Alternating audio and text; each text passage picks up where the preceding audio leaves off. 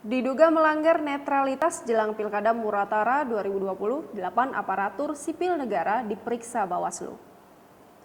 Badan Pengawas Pemilu atau Bawaslu Kabupaten Musirawas Utara, Muratara, memeriksa 8 aparatur sipil negara pada Kamis 18 Juni 2020.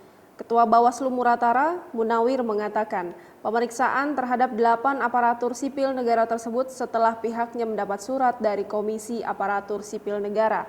Ia menjelaskan isi surat yang diterima Bawaslu dari KASN berupa pelimpahan berkas 8 aparatur sipil negara pemerintah Kabupaten Muratara yang diduga melanggar netralitas aparatur sipil negara.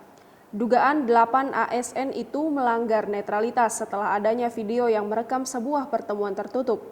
8 ASN yang dipanggil Bawaslu diduga ada dalam pertemuan tersebut. Pertemuan itu terindikasi membahas tentang dukungan terhadap salah satu bakal calon bupati dan wakil bupati di Pilkada Muratara tahun 2020. Ia menegaskan pelanggaran netralitas ASN akan menjadi konsentrasi pengawasan Bawaslu, termasuk upaya pencegahannya.